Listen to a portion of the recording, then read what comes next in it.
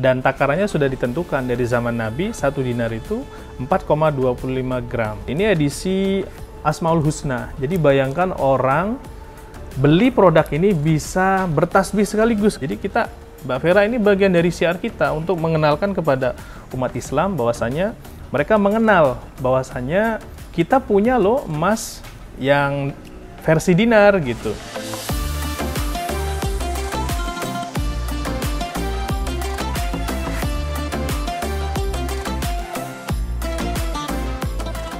Assalamualaikum pemirsa, selamat datang di program terbaru kami, Cari Tahu, program yang akan mengungkap fakta menarik yang mungkin belum kalian ketahui.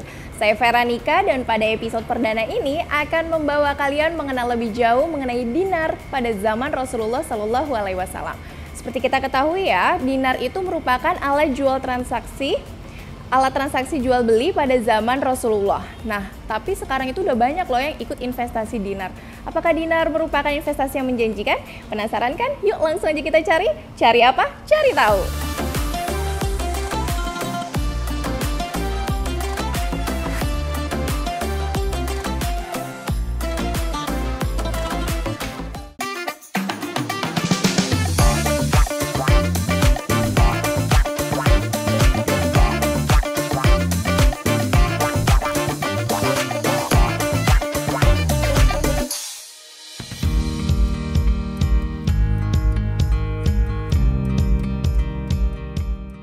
Nah, seperti yang saya jelasin tadi nih pemirsa, pada zaman Rasulullah Shallallahu Alaihi Wasallam, dinar maupun dirham merupakan alat transaksi jual beli menggantikan cara lama, yakni tukar-menukar barang atau yang lebih dikenal dengan barter. Dinar itu sendiri merupakan mata uang yang berbahan dasar emas yang memiliki nilai tukar selalu tetap sehingga tidak pernah mengalami inflasi ataupun deflasi. Namun demikian, di era modern ini ternyata dinar juga memiliki potensi sebagai alat simpan yang memiliki banyak keunggulan loh. Apa saja sih keunggulannya? Yuk ikutin perjalanan saya cari tahu soal dinar di salah satu toko yang menjual dinar di kawasan Depok, Jawa Barat.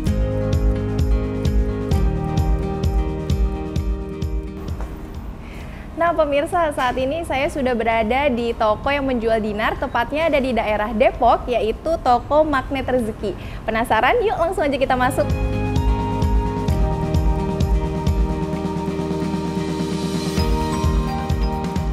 Ini dia nih pemirsa, salah satu toko di bawah naungan PT Emas Magnet Rezeki Indonesia dengan Magnet Rezeki sebagai grup holding yang memiliki beragam produk unggulan, salah satunya dinar. Dinar menjadi istimewa karena selain memiliki berat setara dengan 4,25 gram emas, dinar biasanya juga diisi dengan doa tertentu yang menambah kemuliaan dari dinar itu sendiri. Tuh kan, jadi makin penasaran gak sih pemirsa? Yuk langsung aja kita cari tahu.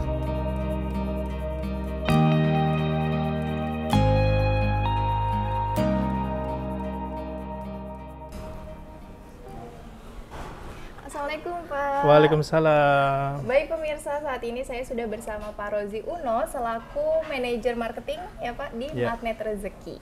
Siap, silahkan duduk. Terima kasih Pak. Alhamdulillah ya Pak, saat ini saya berkesempatan untuk datang ke toko ini ya Pak, penjualan dinar seperti itu. Tapi untuk mengedukasi saya dan pemirsa di rumah, sebenarnya dinar itu apa ya Pak? Oke. Dinar itu sebenarnya satuan gram yang memang sudah ditetapkan dari zaman Rasulullah dulu bahwasanya 1 dinar itu 4,25 gram. Oke, jadi dia itu berbeda dengan emas gitu ya Pak? Sama sebenarnya, karena dia hanya membedakan di satuan gramnya saja. Dan takarannya sudah ditentukan dari zaman Nabi, 1 dinar itu 4,25 gram. Hingga saat ini tidak Hingga berubah saat ya, ini. Pak? Artinya dari sejak zaman Nabi sudah dirumuskan bahwasanya 1 dinar saat itu bisa dibelikan 1 kambing, sekarang pun juga bisa dibelikan kambing juga gitu. Baik, kan kalau di zaman sekarang nih Pak, banyak yang melakukan investasi di dinar. Nah, emang keuntungannya berinvestasi di dinar dibandingkan investasi lainnya itu apa ya Pak? Ya, perlu diketahui juga bahwasanya dinar yang kita produksi itu bukan dinar sebagai alat investasi, tapi lebih kepada alat simpan. Jadi sebenarnya kita mengamankan aset yang kita punya untuk agar terlindungi dari yang namanya inflasi. Nah, karena sebenarnya inflasi ini yang kita nggak bisa kontrol. Dengan kita beli dinar, sebenarnya sama, kita seperti umumnya beli logam mulia yang ada di luaran sana, hanya bedanya ini pakai takaran dinar gitu. Oh, pakai takaran dinar yang satuannya tadi dari Arab Ya. ya Pak. Baik. Nah, kalau dinar ini diakui ya Pak secara legal di Indonesia? Ya, untuk dinar saat ini memang diakui karena pada prinsipnya kan dinar sama seperti halnya emas umumnya. Ya, jadi kita bisa jual dimanapun gitu, dan bahan untuk membuat dinarnya pun kita beli dari emas logam mulia yang kita beli batangan gitu. Jadi sebenarnya dinar ini kalau kita punya kita bisa jual di mana saja. Bisa jual di mana saja. Toko emas misalkan? Pak? Toko emas juga bisa. Karena terima, karena gini, kita ada case bahwasanya dinar itu bisa dijual di toko emas. Kita sampai tes ya, tes jual di toko emas yang ada di Indonesia, di Hong Kong, kemudian di Arab Saudi, termasuk juga di Turki. Jadi orang kalau selama ini mau keluar negeri bawa dolar, mereka bisa bawa dinar gitu. Jadi ketika kehabisan uang saku bisa langsung dijual begitu. Jadi selain di dalam negeri bisa juga ditukar di luar negeri dan Iya, itu legal ya Pak? Legal, karena sifat dasarnya adalah emas 24 karat. Artinya emas dimanapun itu sama, tidak dibeda-bedakan. Berarti untuk nanti kalau misalkan kita beli, penjualannya itu mengikuti harga emas Ya, kalau misalnya nanti Mbak siapa? Vera. Mbak Vera beli, lalu kemudian ingin jual kembali, itu harga akan selalu mengikuti update kenaikan emas dunia. Jadi ibaratnya gini, kebanyakan orang di luar sana beli perhiasan, misalnya di toko, itu harga biasanya terikat dengan yang namanya kwitansi. Betul nggak? Iya, Kadang kan kita saya beli gelang, beli cincin, kemudian di situ diterahkan harga 1 juta. Nah, nanti jual lagi nambahnya 50.000 misalnya, dan kita tidak memberlakukan itu. Jadi misalnya beli di kita hari ini 1 juta, lalu kemudian setelah 5 tahun harga emas naik tajam, maka harga kita mengikuti kenaikan emas dunia. Mengikuti emas dunia. Iya. Pak? Iya, saya kan kalau beli emas nih Pak, misalkan di toko emas, beli kalung, itu tuh udah emas muda, emas tua ya Pak, beda-beda. Iya, kan, dibeda-bedain. Nah, nanti tuh potongan, Betul. dia berapa persen, kalau dijual emas tua 30%, misalkan seperti itu. Nah, Iya. kalau untuk dinar sendiri, bentuknya seperti apa ya Pak? Saya penasaran. Oke, belum tahu ya? Iya, belum nih Pak. Nah, teman-teman semua, ini beberapa produk dinar yang sudah kita produksi. Jadi ini kita ada 1/4 dinar edisi Hagia Sophia. Memang kita buat dinar itu bagian dari strategi kita untuk syiar. Jadi ada dinar Hagia Sophia 1/4 ya. Dan di belakangnya sudah ada tertera berapa gramasinya. Di sini ada 1,063 gram. Ya, ibaratnya 1 dinar dibagi 4, makanya 1/4 dinar. Kemudian ada setengah dinar. Nah, setengah dinar itu setengahnya dari 4,25. Jadi kurang lebih 2,125 gram. Dan ini edisi Masjid Nabawi. Jadi kita, Mbak Vera, ini bagian dari syiar kita untuk mengenalkan kepada umat Islam bahwasanya mereka mengenal bahwasanya kita punya loh emas yang versi dinar gitu. Ini contoh Masjidil Haram ya, semua masih berupa koin ya. Ini 2 dinar, kemudian ada 3 dinar edisi Labaik. Di sini kita Asma Allah di sini ada ya. Lalu kemudian ada 4 dinar, ini edisi Asmaul Husna. Jadi bayangkan orang beli produk ini bisa bertasbih sekaligus karena kebaca ini tulisannya kecil-kecil. Ya, iya, ini kebaca Asma Allah 99 ya. Masya Allah. Jadi ibaratnya menghidupkan sunnah dengan kita beli dinar. Kemudian kita juga ada 5 dinar, ini edisi ayat kursi.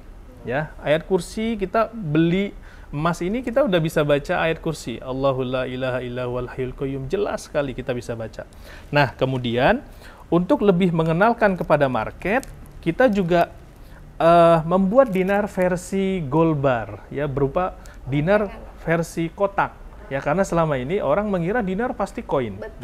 Betul ya. Pak, iya. Nah, ini kita bikin edisi pintu makam Nabi. Jadi ini ada ukirannya detail semua di sini.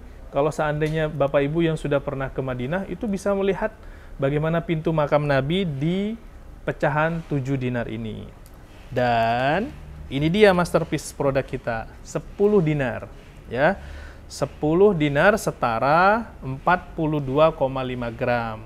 Jadi kalau Bapak Ibu udah terbiasa beli emas 50 gram, yuk beli dinar yang 10 dinar. Karena bentuknya sama kotak dan ini edisi pintu Ka'bah. Jadi kalau kita punya mimpi pengen umroh, nah beli ini. Begitu. Baik. Mbak Vera. Kalau di kemasannya sendiri nih Pak, di belakangnya tertera barcode. Ini Ya. barcode untuk mengetahui keaslian atau Nah, begini. Setiap kita beli barang, untuk memastikan itu asli memang dikeluarkan oleh perusahaan kita, maka setiap produk yang kita keluarkan itu ada hologram. Nah, hologram ini setiap konsumen yang beli bisa scan. Ya, di sini ada hologram yang orang bisa scan, nanti terhubung ke web kita dan di situ akan terlihat memang produk itu dikeluarkan oleh kita. Kalau produk sejenis yang berbeda, biasanya orang scan akan terlihat produk ini tahun berapa, keluaran apa, diproduksi tahun berapa gitu. Sehingga kalau di produk keluaran sana itu menentukan harga. Beda tahun, beda harga. Kalau kita tahun berapapun harganya sama. Ya, jadi ada kepastian di depan. Membeli dinar, mendapatkan manfaat di masa yang akan datang. Gitu. Baik Pak, ini kan kalau dinar tuh Masya Allah ya ada ukiran Asmaul Husna, Ya. kursi. Nah ini tuh dalam pembuatannya apakah ada biaya tambahan yang diberatkan kepada konsumen? Oke.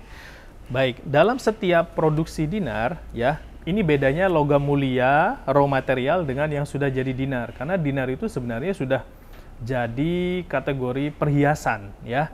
Jadi ibaratnya dalam satu produk yang dicetak itu sudah masuk banyak komponen. Pertama, pajak. Kita sudah bebankan pajak di sini. Kemudian biaya cetak. Kemudian biaya desain. Ya, jadi ada 3 komponen yang kita masukkan di setiap produk yang tercetak, di mana di luaran sana itu tidak ada biaya desain sama biaya biaya cetak ya. Dan harganya tentu orang merasa ini kok lebih mahal ya gitu. Tapi yang kita berikan adalah value. Value-nya di mana? Ketika nanti Bapak Ibu mau jual lagi, Bapak Ibu mendapatkan harga yang jauh lebih tinggi dibanding menyimpan emas biasa. Begitu. Meskipun ini adalah alat simpan, bukan alat untuk investasi ya Pak? Iya. Termasuk juga bukan alat tukar. Ini perlu digarisbawahi nih. Bukan alat tukar. Iya, harus benar. Jangan sampai nanti, Pak, saya beli dinar ini nanti ditangkap nggak? Nah, orang-orang pada mikir begitu. Ini bahaya nggak ini? Jangan-jangan kita nggak nasionalis. Nah, padahal sebenarnya menyimpan dinar, Bapak Ibu, sama halnya seperti beli emas umumnya. Gitu. Hanya bedanya, dinar yang kita produksi tidak digunakan sebagai mata uang, tidak digunakan sebagai alat investasi, hanya sebagai lindung nilai dari aset yang kita punya. Itu. Biar nggak termakan inflasi. Karena berapa banyak orang nyimpan untuk jangka panjang, duit misalnya di bank, ternyata dia nggak sadar nilainya sudah turun. Beda dengan kita menyimpan dinar, ya, seperti itu. Nah, setelah tadi kita berbincang mengenai keuntungan yang kalau kita mempunyai dinar, ada nggak Pak resiko atau mudarat? Enggak sih, nggak mudarat ya Pak. Yeah. Mungkin resiko atau kekurangan kita memiliki dinar. Ini dinar daripada yang lain. Oke. Pak, resikonya apa kalau kita menyimpan dinar? Ada resikonya. Sekarang coba kita juga menyimpan di bank. Uang kita hilang juga di bank. Terus membeli dinar resikonya apa Pak? Dinar itu resikonya kita yang tentukan. Selama kita naruh dinarnya sembarangan, resikonya hanya hilang. Gitu. Ya. Jadi kalau naruhnya sembarangan, hilang, ya hanya itu resikonya. Hanya itu resikonya. Iya. Malah manfaatnya lebih banyak karena kita udah pasti setiap tahun pasti naik emas, mengikuti kenaikan emas dunia. Bahkan setiap hari aja harganya bisa berbeda ya? Harganya tiap hari berubah. Makanya kenapa dinar itu kita jaga Bapak Ibu, biar marketnya sehat. Jadi Mbak Vera, kalau Pak bedanya apa sih dinar ini sama emas umumnya? Jelas berbeda. Karena apa? Kita menjaga betul pasar kita sehat. Tolak ukur pasar sehatnya di mana? Kita melarang penjualan lewat marketplace, yang di mana tiap hari harus ngupdate harga. Iya, gitu. Dan mau jual dimanapun, harga kita berlakukan sama. untuk sejauh ini Pak, fluktuasi harga dinar di pasar itu seperti apa Pak? Stabil atau bagaimana? Sejauh ini untuk dinar sendiri ya, itu mengikuti harga emas dunia. Jadi kalau emas lagi naik, kita pasti naik, emas turun, kita turun. Karena acuan kita dalam penentuan harga harian adalah kenaikan emas dunia. Gitu. Jadi bukan menentukan sendiri harganya. Jadi kalau emas naik ya tentu harga kita menyesuaikan. Berarti kita mengikuti harga emas dunia itu? Iya, emas dunia. Baik Pak, ini tadi saya lihat di brosur ya Pak? Iya. Ini berarti bisa buat gift juga ya Pak ya? Nah, iya benar sekali. Dari MR? Betul, jadi kita selain produk dinar, kita juga mengeluarkan produk di luar dinar yang emas biasa, yakni emas biasa. Ya emas logam mulia seperti umumnya yang tidak dibuat dinar, tapi dengan pecahan kecil. Baik. Namanya MR Gold. Nah, MR Gold sebenarnya produk yang kita ciptakan untuk membantu orang-orang yang first beginner dalam hal menyimpan emas untuk jangka panjang. Baik. Yang dimana emas yang sudah dibeli nanti bisa ditukar dinar tanpa biaya. Oh, jadi kalau misalkan saya udah ngumpulin nih Pak, 0,5 gram seberat, misalkan seperempat Iya. tadi, bisa ditukar ke dinar? Bisa ditukar tanpa biaya. Jadi dari pecahan kecil ke besar bisa langsung Bisa ditukar. langsung ditukar. Iya, karena dinar kita yang paling kecil itu seperempat. Seperempat itu setara 1 gram.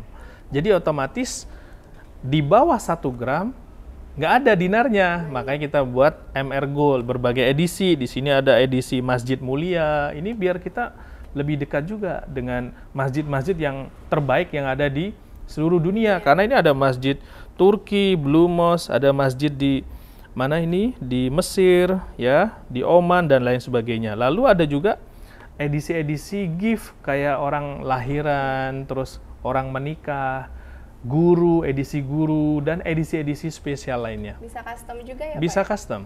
Wah, ini menarik nih Pak. Iya. Untuk, kan kalau zaman sekarang kita udah kayaknya keseringan orang tuh ngasih hadiahnya udah gold kayak gitu. Betul. Nanti kalau dikumpulin bisa tukar jadi dinar ya Pak? Iya, bisa jadi sebagai alat dinar. simpan kita. Betul sekali. Nah, kalau menurut Bapak sendiri prediksi ke depan nih Pak, masa depan dinar bagaimana nih menurut Oke. Bapak?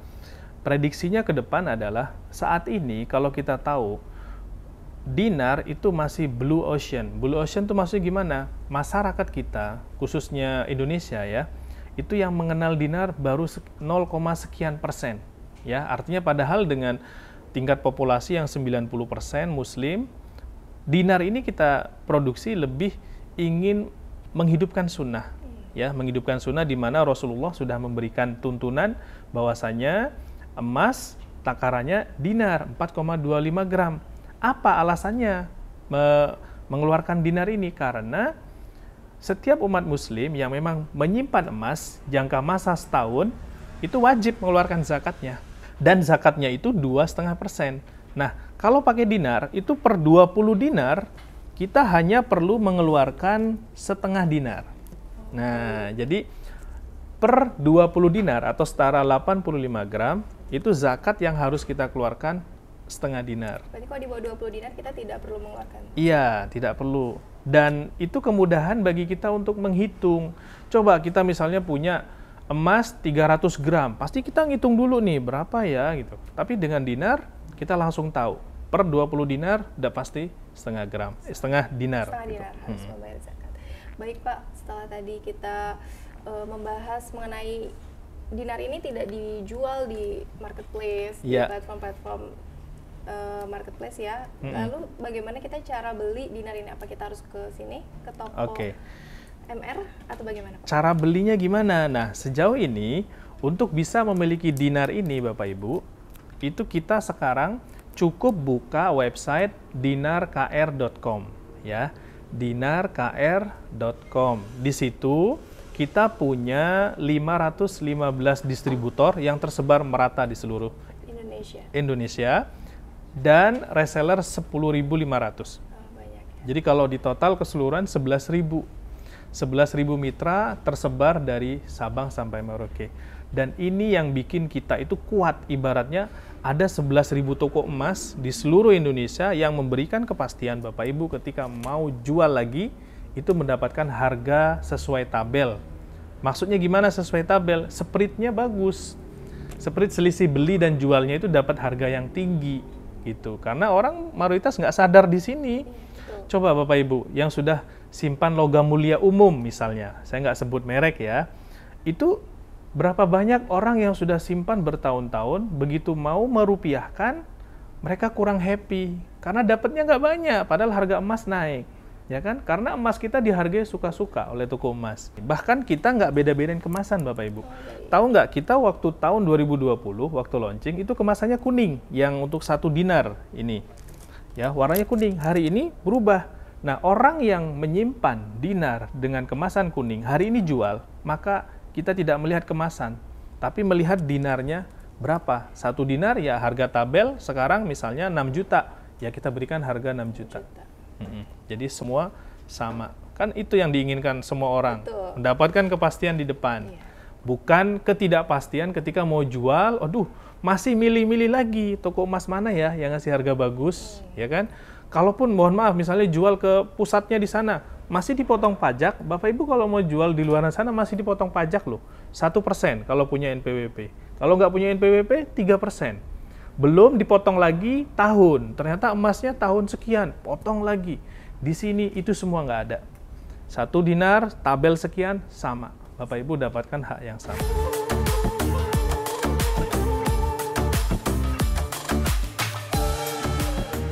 Nah, itu dia pemirsa sekilas tentang dinar. Ternyata banyak ya yang menjadikan dinar ini sebagai alat simpan. Selain bentuknya yang unik-unik, dinar ini juga dinilai memiliki harga yang stabil dan tidak dipengaruhi dengan nilai mata uang. Gimana pemirsa, jadi tertarik kan membeli dinar? Terima kasih sudah ikut mencari tahu mengenai dinar bersama kami.